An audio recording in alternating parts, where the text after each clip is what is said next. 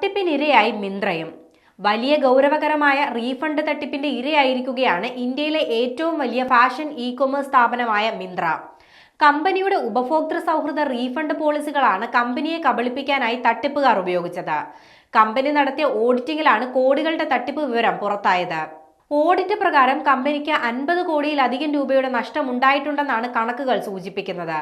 ബാംഗ്ലൂരിൽ നിന്ന് മാത്രം തിരിച്ചറിഞ്ഞത് 5529 വ്യാജ ഓർഡറുകളാണ്. ബ്രാൻഡഡ് ഷൂകൾ, വസ്ത്രങ്ങൾ, മറ്റ് ആക്സസറികൾ പോലെയുള്ള ഉയർന്ന മൂല്യമുള്ള ഇനങ്ങൾക്ക് ബൾക്കായുള്ള ഓർഡറുകൾ നൽകുന്നതാണ് തട്ടിപ്പിന്റെ ആദ്യ പടി.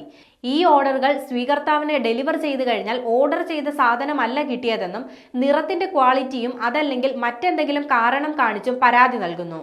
ഉപഭോക്താക്കൾക്ക് പരാതി ഉന്നയിക്കാനും റീഫണ്ട് ക്ലെയിം ചെയ്യാനും മിന്ത്രയുടെ ആപ്പിൽ ഒരു ഓപ്ഷൻ ഉണ്ട്. ഇതുമൂലം പരാതികൾ ലഭിച്ചാൽ സ്ഥാപനം റീഫണ്ട് നടപടികൾ ആരംഭിക്കും. ബൾക്കായുള്ള ഓർഡറുകളായിട്ടാണ് തട്ടിപ്പ് അധികവും നടക്കുന്നത്. ഉദാഹരണത്തിന്, ഒരാൾ 10 ജോഡി ബ്രാൻഡഡ് ഷൂകൾക്ക് ഓർഡർ നൽകിയാൽ പാഴ്സൽ ലഭിച്ച ശേഷം അതിൽ 5 ജോഡി മാത്രമേ ഉണ്ടായിരുന്നുള്ളൂ എന്ന് അവകാശപ്പെടുകയും 5 ജോഡി ഷൂവിന് മാത്രം റീഫണ്ട് ക്ലെയിം ചെയ്യുകയും ചെയ്യും. ഇത്തരത്തിലാണ് തട്ടിപ്പിന്റെ സ്വഭാവം. മിക്കവാറും എല്ലാ തട്ടിപ്പ് ഓർഡറുകളും ജയ്പൂരിൽ നിന്നാണ് പോയിട്ടുള്ളത്.